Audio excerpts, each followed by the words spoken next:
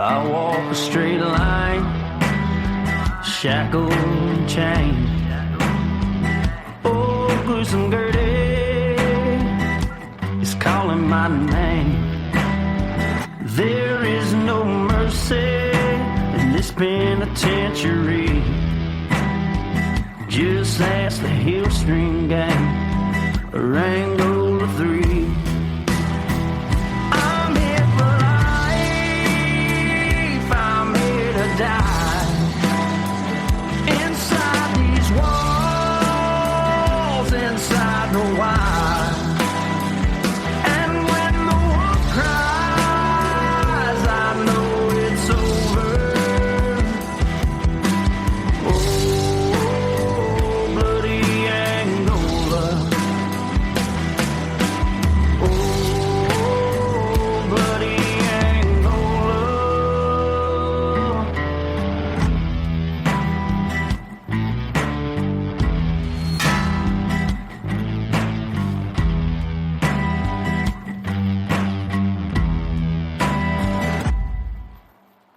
Hey everyone, and welcome back to another edition of Bloody Angola, a podcast 142 years in the making. complete story of America's bloodiest prison. And I'm Jim Chapman. And I'm Woody Overton. And y'all, we've got Here we go. maybe one of the most interesting and controversial topics we've ever discussed coming at you today. And in some ways, we've already discussed this, and with the personal inside knowledge, and I know we'll get into that.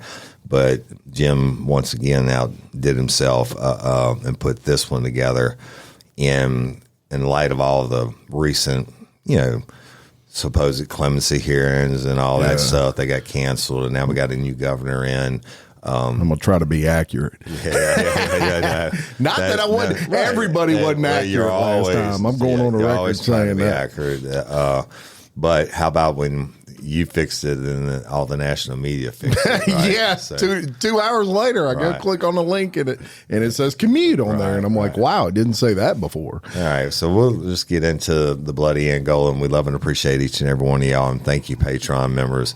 We love you, love you, love you. If you're not one, go check it out. We got a ton of bonus episodes and everything that are put up for our Patreon members. 100%. And in today's episode, it's going to center around the Louisiana Supreme Court decision made in 2015, y'all. And that's known as Montgomery versus Louisiana. Yep. And y'all, Montgomery versus Louisiana centered around what was the longest serving convict in bloody Angola's history. And they've had a lot of long ones too. So. Right. I mean, a lot of them died. Yeah. But this is Henry Montgomery. Now, Henry was released from Angola on November the 17th of 2021 after being locked up for 57 years, and he was released when he was 75 years old. So we're going to start with what put him there and what he did during those 57 years behind bars, and what role he had not only in Louisiana history, but in United States history that led to his release. So you can't tell Henry Montgomery's story without telling Officer Charles Hurt's story. So we're going to start right there, and we're going to bring you back to November 13th of 1963. And at that time, Officer Hurt was assigned to what's known as the Scotlandville area of East Baton Rouge Parish. Scotlandville at that time, majority black. Right. Well, we're not being racist if it was all black. Yeah. It's still segregation. It was still segregation during that time and everything. And it was just really, known as a tough neighborhood. It still is till today. Even till today. And to be assigned that as a white officer, you had to be something special. That's right. And y'all remember, this is the early 60s. It was a different time.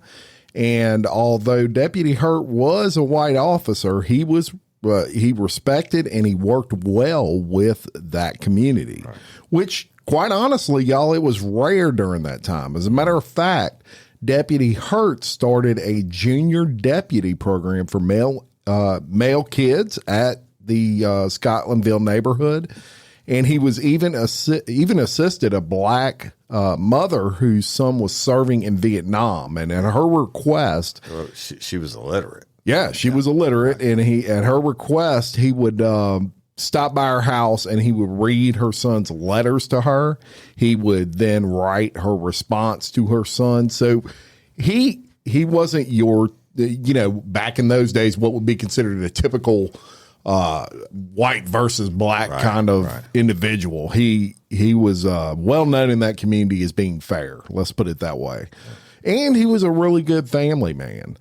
He was very highly respected as a sheriff's deputy.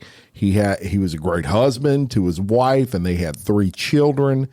And let me give you a little bit of perspective on how long ago this was. To give you that perspective, it was the same month that JFK was assassinated. Right. And I'm gonna touch on this real quick. When I was a young uniform patrol officer, and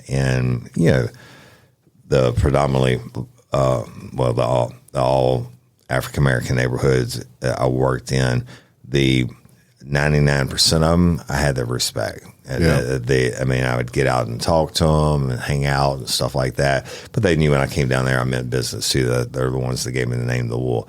But I can't imagine, this is for social media and everything else, and I can't imagine the respect that he had to get. Even from the bad guys will give you the respect because they know this guy's going to take the time to read a illiterate mom, his son's letters from Vietnam, and take the time to write them.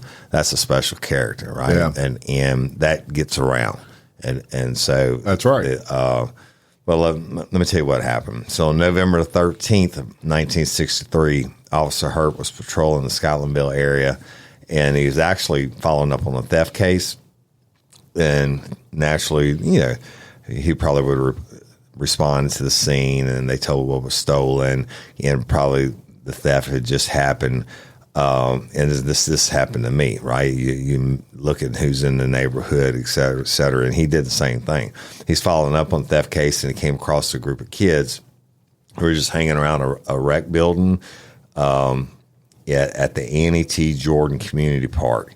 And so Officer Hurt pulls in because it was during school hours, and it was common for the cops to break up a group of kids who were playing hooky during that time, and he thought one of them may have had something to do with the theft.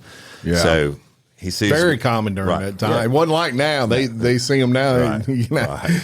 So, but back then they would break those things he's up. Proactive, and because he cares about the people in the neighborhood. It may be something small that was stolen, whatever it may be. He's like, what, I'm gonna do my job. I'm gonna try to make these people whole again and stop this from happening again. So he's at the rec center, and he walks behind the building, and he sees Henry Montgomery, who was nicknamed Wolfman by his friends, because he had these large incisor teeth, y'all. And so Officer Hurt asked Henry to turn around. So, we always do that. And I would always say, hey, let me pat Frisky for officer safety. And he did that. He asked him to turn around, and he begins to pat him down from the waist in case he had a knife or a gun. And unfortunately, what Officer Hurt didn't know was that Montgomery had a gun, but it was in the breast pocket of his jacket. So while Officer Hurt's patting him down from the waist to his shoe top, Henry Montgomery's .22 pistol, which is commonly known in the South as a Saturday night special, y'all. It's just like the cheapest, little pistol that you can get. Some of them are homemade, but actually 22 rounds killed more people than all the other rounds put together because of these type pistols. But anyway, he's patting him down, and the Saturday night special, the pistol, accidentally falls out of the jacket, Henry's jacket, and Henry catches it with the bend in his arm, like in a crook. And Officer Hurt sees this, and they both come face to face with each other. And I can tell you this from experience, it's a whole shit moment, both of them in fear. and unfortunately, Henry Montgomery panicked and he shot Officer Hertz. Yeah, and that's an important point to this story in that, you know, had Officer Hurt not went back there, he would have obviously still been alive. Right. But not only that, it appears from the story that Henry did not have the intention of shooting. Had that gun not fell out, none of that would have probably happened. But it doesn't matter. Right. It happened. Right. But let me tell you, this is how dangerous police work is. One night I was rolling, for lack of a better term, through the hood like 3 o'clock in the morning. I see a guy walking on the road, and there's nobody on the road that time in the morning, usually except for the dope dealers and users. And I just pulled up to him and rolled the window down, and I was like, "Hey, bud, what's up?" And I wasn't really going to stop and talk to him or anything. And he looked back over his shoulder and he kept walking. I was like, "Oh shit, here we go!" Right? I say, "Hey, man, hold on." And then I had a legal right to stop him because it's called obstruction of public passage. If you have your feet on the road, that's actually a law. And I said, "Hey, homie, what's up?" I was just trying to be cool. Yeah. And he turned and looked at me with that look in his eye, and he kept walking. And I called out to him again. He kept walking. So I pulled up and opened my door, and I get out. I'm like, "Hey, man, come here." And when he turned, he pulled a pistol on me. And I literally grabbed the pistol. It was a cheap Saturday night special, cheap revolver. And I grabbed the revolver and stopped he pulled the trigger. I stopped it. It hit my hand. Oh, shit. The hammer did. And I ended up calling 108 on the radio, and we fought, and I got the better of him. And when I got up and had him in handcuffs, I called my daughter, and she was like 4 years old at the time. I was a single dad. Wow. So it just happens, right? Yeah. So when quick, that quick, and in the blink of an eye, you get Sugar Turner shit, right? And so on Officer Hurt, it's just, I could see it in my mind's eye almost this going down. But like you said, ultimately the dude pulled the trigger. Yeah, panic. That's it. There's no way around that part. That's it. So Officer Hurt is laying on the ground. He's dying. Henry kind of freaks out and he hauls ass. Right. And there were no witnesses. Now, this is 1963, y'all, and a white police officer just got killed in a black community. Mm-hmm. In those days, like we said, it was still segregated, so all hell broke loose. 300 officers show up in the Scotlandville community. Roadblocks go up. Right. Canines get deployed. Right. And police rounded up pretty much every person they could find in the area and start interrogating them. Right. They eventually get to Montgomery, who was 17 years old at the time. Mm-hmm.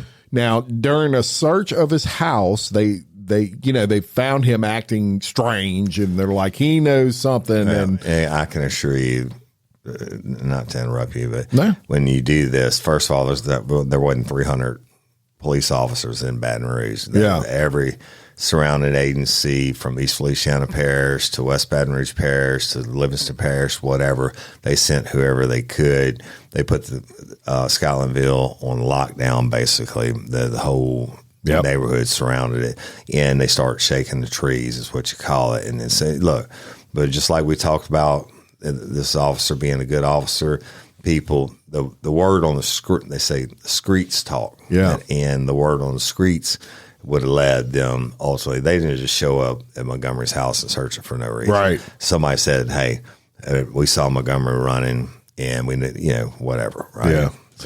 So they go to his house, they search it, and they come upon a rafter in his home where he had hidden, and they find that 22 Saturday Night Special in that rafter. So, of course, they haul him in to headquarters, and after interrogating him for a while, he confesses on tape to the shooting. Now, this is an important point. Montgomery never denies killing this officer, so that it's not that he admitted it and then he tried to recant it at some point during that all that time he was in prison. He's always admitted to this, Right. and I guess accepted his responsibility in the murder of Officer Hurt. Right. Yeah. So, well, what do they do, right? You lock them up and you are going to trial because no defense attorney is going to plead. And their client to life in prison, much less the death penalty. But so he goes to trial and his defense lawyers say he's crazy. They try to use an insanity plea, and they focus on Montgomery's learning disabilities, which they always do. And they're saying he was easily provoked, and that's what caused the shooting. But Henry still got convicted of first-degree murder and sentenced to death in bloody Angola. Sentenced to death. Right? And that's when gruesome murder was still being used. Yep. Due to some of the issues with the first trial in 1966, he gets granted a new trial by the Louisiana Supreme Court and was found guilty again. And this time around, he received life in prison rather than a death penalty. So really, that's a win for him. Yeah. So what does he do? He goes bloody Angola. I mean, not on death row, and he lives his life inside the wire. And this is the real bloody years, y'all. And Henry was in the middle of it since the young age of 17. So he did what inmates do. He exhausted all of his appeals, and I would imagine he started to become more adapted to the situation, in which we say that he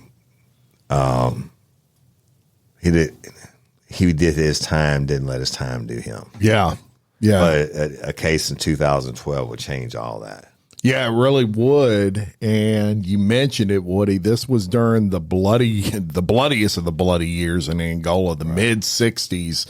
All this is going down, and I'm sure during that period of time and since, Henry had seen a lot of things inside the wire. So in 2012, they had a ruling that would change all that. But before we talk about it, and that was known as Miller versus Alabama, let's talk about a 2010 ruling that really kind of set the stage for that. In 2010, there was a case known as Graham versus Florida. Right. And in that case, the Supreme Court ruled juvenile life without parole sentences unconstitutional for crimes, but there's a caveat there, excluding murder. Right. And that's the key, excluding murder. Then in 2012, there was a big one, and that was known as Miller versus Alabama. Mm-hmm. In this case, the Supreme Court held that mandatory sentences of life without the possibility of parole are unconstitutional for juvenile offenders. The ruling applied even to those persons who had committed murder as a juvenile. So it extended beyond Graham versus Florida because it applied to murder as well. And Justice Elena Keegan, she wrote a majority opinion, which means that she was one of the people that essentially agreed with it on the Supreme Court. And she stated that mandatory life without parole for those under the age of 18 at the time of their crime violates the Eighth Amendment's prohibition on cruel and unusual punishment. She went on to say that mandatory life without parole for a juvenile precludes consideration of his chronological age and its hallmark features, among them immaturity, impetuosity, and failure to appreciate risk and consequences. It prevents taking into account the family and home environment that surrounds him and from what he cannot usually extricate himself, no matter how brutal or dysfunctional. So that was someone writing a majority opinion from the Supreme Court. Yeah, basically what they're saying is that at 17, in their minds, that your brain's not fully developed enough yet. Right. And then you have mitigating circumstances like family situations and stuff like that. Right. And there was some dissenters on the Supreme Court, and dissenter means they're just who disagreed with that. One of them was Chief Justice John Roberts, who stated in his dissent, determining the appropriate sentence for a teenager convicted of murder presents grave and challenging questions of morality and social policy. Our role, however, is to apply the law, not to answer such questions. Right. So essentially what he's saying there is the law, we are here to apply the law, the rule of the law, not to necessarily change the law, which is what they would be doing. All in all, the court decision applied retroactively to all those convicted of crimes committed under the age of 18. It did not automatically free any prisoner, and it did not forbid sentences of life terms for young murderers. Instead, judges in their review would have to consider the defendant's youth, mitigating factors, and the nature of the crime before sentencing the defendant to imprisonment with no hope for parole. The case was remanded to trial court for the convicted youths to be resentenced. Right, so each one of them got a hearing before the original court to be resentenced or not, right? Right. So, and that's a big deal. Yeah. I mean, look, this just changed. Think of if you're an inmate and you've been in prison since you were 16, sentenced to life with no parole. Right. Oh man! And now this is life changing for you. I don't even know if I agree because I agree with the dissenter on the fact that I certainly believe that 17-year-olds, a lot of them brains aren't fully developed, but you know what, the Supreme Court is not there to rewrite the law. Yeah. But anyway, it is what it is. So they're interpreters, right? So Henry Montgomery's lawyers used Miller versus Alabama as a precedent to get Montgomery's case heard in front of the Supreme Court. And in 2016, they agree, throwing out his life with no parole sentence and making him eligible for parole, y'all. But the key here is eligible, right? Yeah. It just means he has a shot at being released, not that he will be. And now, if you've been listening to Bloody Angola for a while, you already know that while this was a win for Montgomery, he was not the first person released under this new decision. And a past guest we had on the show, Andrew Hundley, was. In a 2-part series he did with us titled Second Chances. So go check it out if you hadn't listened to it. Great series. It's great series. Andrew is just an example of a person who can really, really turn your life around and make a difference.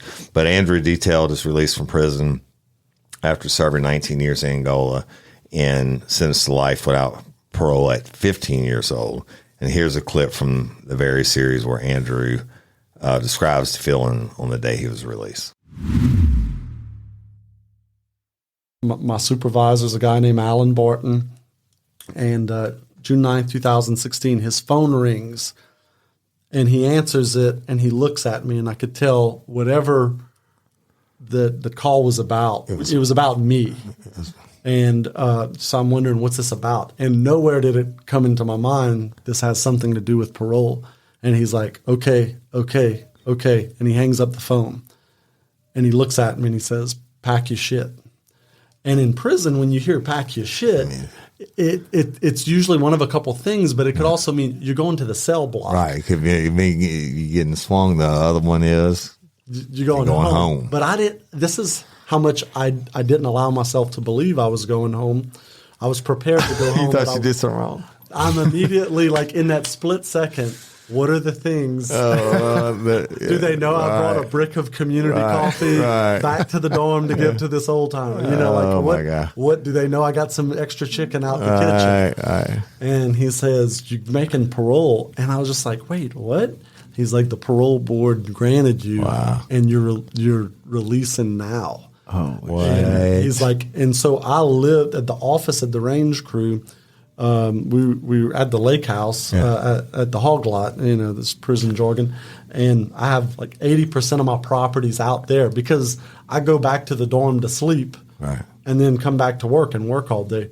Yeah. And he says, pack your stuff, and I was like, It's like, man, if this is like a bad message, I don't want to pack all my stuff. And Right. so let me go to the camp and see. He's like, I'm not bringing you back. You're going home.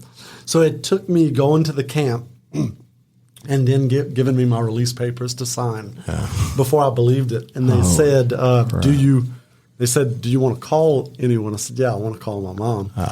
So I call mom. They give me the phone. I call my mom. She answers. And I said, hey, do you know anything about me? And she says, yeah, we're coming to get you. So I'm told, getting all my stuff gathered, and all these old timers and these juvenile lifers who've been there all this time are coming up to me. We're so happy for you, man. This is awesome. And I remember thinking to myself, man, how much grace did they have? Because if I was in their shoes, I would be saying, why this guy? The guys were like just showing me so much love. And the last two guys I talked to before I get out were two juvenile lifers. One had been in for 40 years, one had been in for 50 years. Wow. And they say, you're going to be the guy that helps the rest of us get out. Now, Andrew is the perfect example of someone, y'all, who took full advantage of his second chance. He got out, he earned a master's degree, and he founded the Louisiana Parole Project, which helps released convicts assimilate back into society. Now, as Woody said, Montgomery got his chance at parole 2 years after the historic ruling. So imagine that. There's this historic ruling named after you. After you, you're not out. And you're not out you didn't yet. get your chance. It's not It's not guaranteed you're going to get out. That's right. You didn't get your chance. You didn't get to go before the parole board. As a matter of fact, somebody else did before you. Right. But he did 2 years later get his chance at parole after that historic ruling. And on February 26, 2018, at 71 years old, he went before the parole board. Now, he had been in Bloody Angola for 53 years at this point. How old I am. Yeah. But Henry was denied. Right. 2-1. 2-1. The primary reason for his denial was the board felt he did not participate in enough groups. And there was a massive and understandable backlash from the various law enforcement associations in Louisiana, as well as Officer Hurt's daughter, who was fighting hard. She was fighting hard to keep him behind bars. Let me tell you something. They can say whatever they want to about the groups and shit. It was the public pressure, and rightfully so. Yeah. Law enforcement officer murdered and family members, etc. And you've got the daughter up there. As a matter of fact, here's a short clip of that parole board hearing. It's tough. We hear a lot of these cases. For me today, unfortunately, Mr. Montgomery, I'm going to vote to deny your parole. I have a problem with, I think you need more programs. Today, your parole's been denied. All right, so y'all, Andrew Hundley, rather than Henry Montgomery, gets released. Like we said, he was the first one. And shortly after, in 2019, Henry again goes before the parole board and again was denied. But there was another major change in the law that occurs. And in Henry's first and second parole hearings, the votes to release had to be unanimous. However, the law got changed again to where the parole can be granted by a majority vote. So in 2021, Henry goes in front of the parole board yet again, and he has a fight on his hands, y'all. And in this first clip, we're going to play for you. You're going to hear Officer Hurt's daughter, Miss Linda Woods, and she's fighting hard in the hearing to keep Henry incarcerated. And you know what? I'd have done the same thing. But here's the clip. I don't believe he's sorry. He made a decision at 17 years old. You know right from wrong at 17 years old. I did. And I was raised that if I made a mistake, I suffered the consequences. All right, so y'all shout out again to Miss Linda Wood, who's speaking for our family and her daddy. And, she fought, understandably, for many years to keep Henry behind bars. So Henry, the parole board and Henry lawyers speak, and here's a short clip from that historic hearing. He has checked every box that I am aware of. When he was denied last time, he went back. He didn't go crawl in his bunk and cry. He went and took other courses. He did what he was told to do by the panel. Go ahead and make any statements you want to make at this time. I'm real sorry that this incident happened. And I know I destroyed the whole family. If I'm going to have to live with this all my life, the rest of my life. This decree of the Louisiana Parole Board grants your release. On November 16th, 2021, Henry Montgomery was released from prison nearly 6 decades after arriving at Angola. Y'all, he was 75 years old. So I want to say something before I continue on, and that is Woody brought up a great point, which was they changed the law to where you did not have to have a unanimous parole board decision in order to release someone, because there was always someone not agreeing with that parole. It was always a 2-1 vote. It just usually was 2-1 the other direction for Henry. And even even on the one where he was paroled, it was still a 2-1 vote, but it was in his favor. And I'm pretty sure I'm correct on this because my mama served on the parole board under Governor Edwin Edwards. When we say 2-1 or 3-1, y'all, that's the minimum amount of people that they have to vote. I think that would be considered they had quorum. They had 5 board members assigned, but naturally they were flying them in the state planes to different prisons every day and stuff like that, and they couldn't always be there. But you had to have at least the majority, or maybe I'm not saying in this case, but sometimes people abstain. So you have to have a quorum, so you have to have at least 3 people to even have a vote. Right. So Henry gets released now. Who do you think was the first person to greet him right after his release and pick him up right outside the gates? And if you guessed Andrew Hundley, you would be correct. Andrew was on our show, and one of the things he said he almost deeply regretted was the fact that he was released before so many other people, but also before specifically Montgomery. Henry Montgomery. He said he felt guilty about it. Yes, he did. And so he was the one who actually picked Henry up from the gates of Angola and got him his new start by bringing him on at Louisiana Parole. Huge advocate and with the board and everyone else to try to get Montgomery out.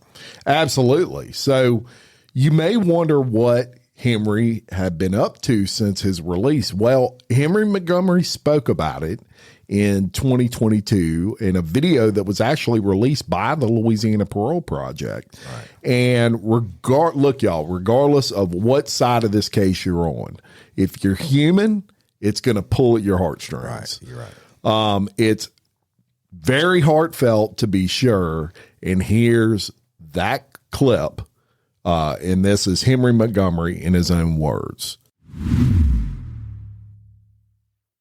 To everyone who helped me along the way, I am writing this letter to express my gratitude for the beautiful of freedom. Since my release on November 17, 2021, after 57 years in prison, people I did not ever know have treated me like a real person. It's nice to finally feel like somebody. That sure was not the case back in 1963 when I first entered the penitentiary. I've seen a lot of juveniles come to Angola, and a lot of them never went home. Some of them was killed in prison. Others died waiting for a second chance. But I always had hope. I knew that one day I was going to go home, and I am blessed to be a free man now. When I am expressly grateful for my freedom, I am also deeply sorry for the pain and suffering I brought to Mr. Hurt family. I know I can never change what happened or even the mistake I made, but I hope to continue to use my second chance to better myself and my community. A year is a long time, but 365 days ago still feel like yesterday.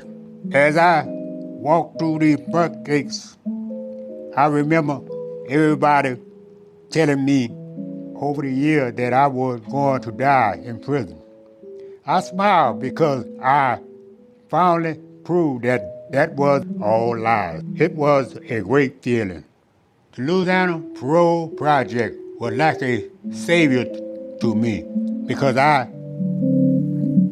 could not do anything but myself when I first got out. Andrew had promised me that he had never gave up on me, and there he was waiting to pick me up. Lord, my caseworker, a juvenile lifer who came home 2 years before me, helped me understand how society is today. I am almost 60 years behind time, and he was there to show me a new way of living.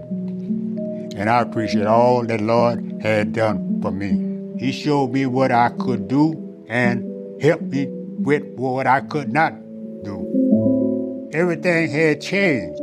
Baton Rouge is a truly different place from how I remember.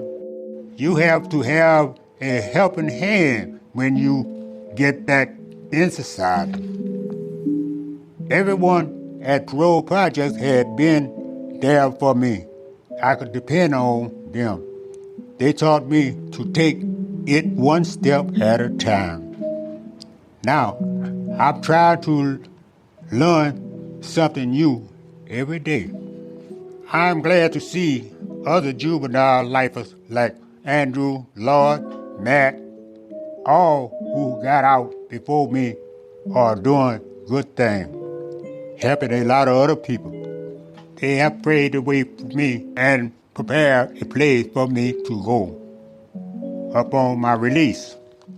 They are giving back to society, and so am I.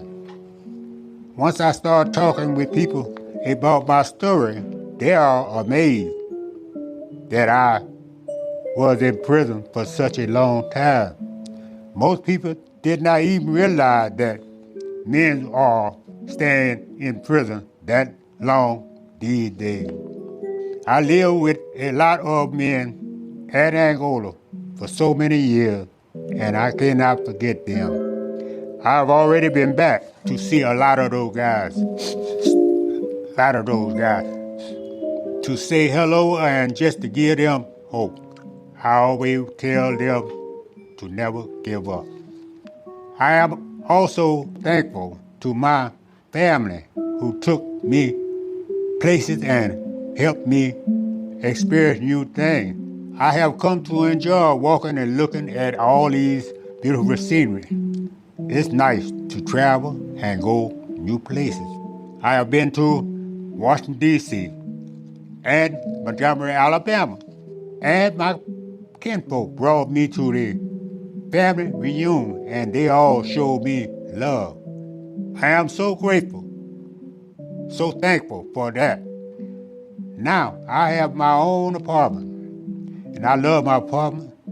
For the first time in my life, I have a place all to myself. It sure beat being in Angola. I smile a lot these days. Being free just makes me smile. And I can't wait to smile some more when I go fishing, attend a football game, or just taking a trip anywhere. This past year has been so beautiful. And I just want to thank everyone. I am proud of myself, and I hope to continue giving back for the opportunity. Yours truly, Henry Montgomery. What are your thoughts on this one? Because this is the conundrum of just being a human being, Right. and caring about people in general. Mm-hmm. What are your thoughts, man? It's kind of tough, and I guess I certainly have the human part of me too, but I also have the cop part of me. And this Officer Hurt, he's never getting out of prison. Right. His prison is 6 feet underground. Yeah. Right. He's never going to get to have anybody greet him at the Gates Hand Goal or anywhere else. I understand. Montgomery was 17. He still shot him and killed him and took him away from this world. Now, the law, if the Supreme Court hadn't ruled the way they did, and they followed the letter of the law, he would never get out. Do I think he's going to kill anybody at 75? No. Do I think Andrew Hunley and them, there's certainly people who are sentenced to life, they can get out and really make a difference in this world. And Andrew is definitely one of them. And I believe, from talking to him, when they push to get these people out, they really, really, really screen the shit out of them. They were like, okay, can this cat make it? Yeah. And they look at how they lived on the inside and stuff like that, and they won't back them. But I'm just kind of conflicted from the old cop standpoint of he was protecting and serving, and he got killed for no reason. Yeah. But I don't know, just messed up on this one. But I know because of Andrew Hunley, and Andrew admitted the horror of his crime. He's the first to admit it. Right, and so I don't know. I guess I'll always be conflicted. Yeah, I'm kind of on the same page with you. Of course, we are a police first, absolutely people, and that's right. And I've always kind of been someone that once the people speak, they've spoke, and so I've always been one to kind of err on the side of, hey, that was the sentence, and why are we changing it? Because the people spoke. That's the law. They gave the verdict, right? Right, and I can tell you this: if I was his family member, his daughter, I would be fighting. Absolutely. And I would say, I don't care that he's 75 and he's been there 58 years. My daddy, that's right. 75. No, and he didn't stand at my wedding, didn't do it, He'd never get to see his grandkids or totally relate to that. And so I get her side of that, and that's exactly how I would be. But it is I think a conundrum in humanity almost. Because you can look at the other side of that and say, well, he's been in a cage for 58 years. We've paid for this entire time. But there are very few Andrew Hunleys in life. And I say that as a compliment to Andrew. Right. I agree. He is certainly an exception to that rule. Whether he will ever acknowledge that, I don't know. But, it was a tough one, and especially hearing at the very end, Henry Montgomery speaking in his own words, you can feel how sorry he is and how much regret he has. And in this situation, I do believe that was a spur of the moment, really bad decision made out of panic, and it turned bad. Yeah. And so I don't know that he would have been a murderer in his life had that not happened. Well, what would happen if Montgomery, just was holding a pistol and Officer Hurt had to kill him? Yeah. And then we wouldn't even be talking about this. But I tell you this, just had this thought. I always say every policy and procedure manual you've ever written is because every rule in there is because somebody screwed something up. So maybe I'll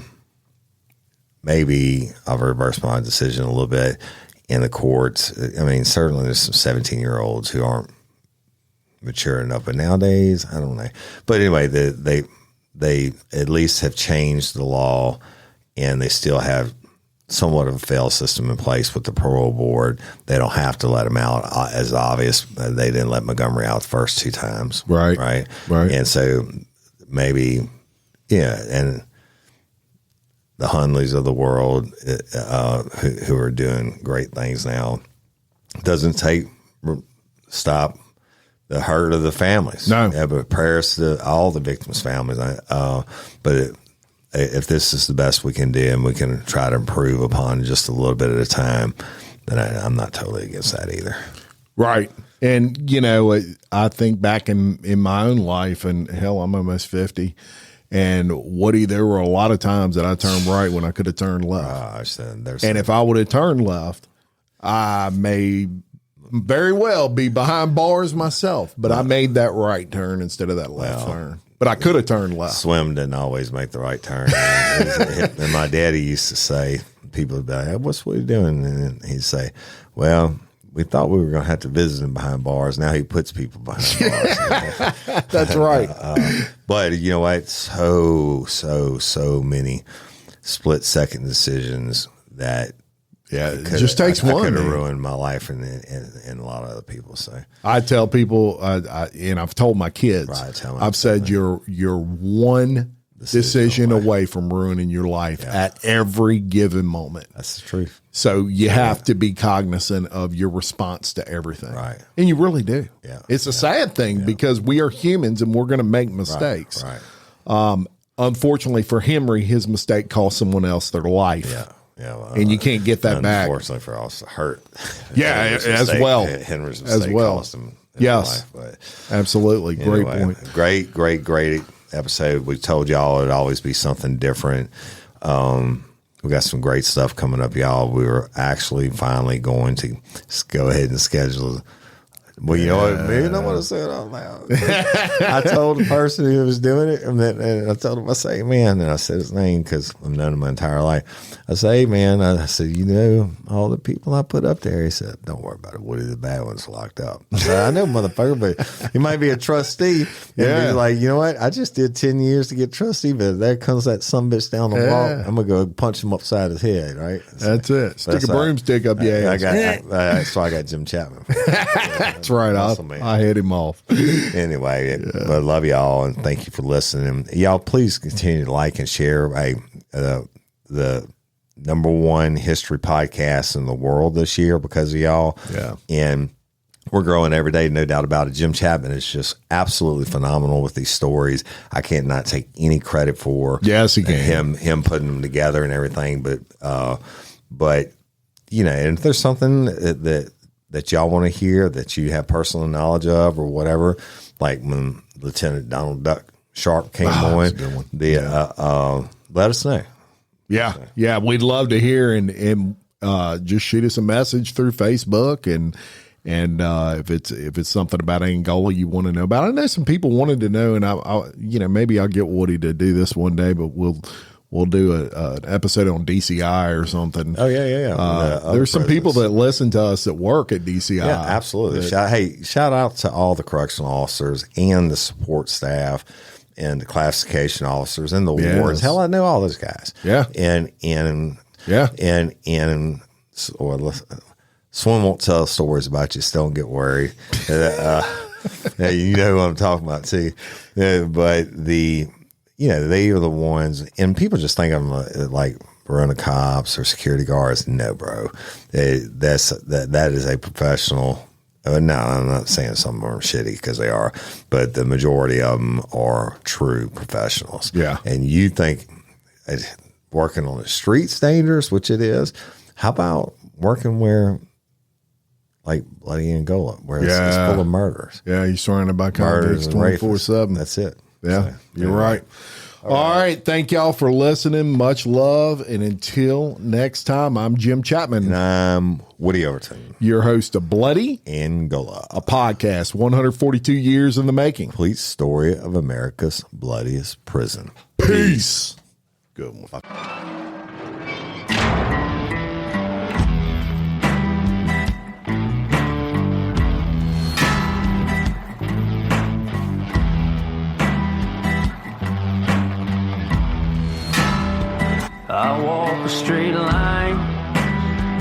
shackled and chained. Oh, gruesome Gertie is calling my name. There is no mercy in this penitentiary. Just ask the Hill String Gang, Rango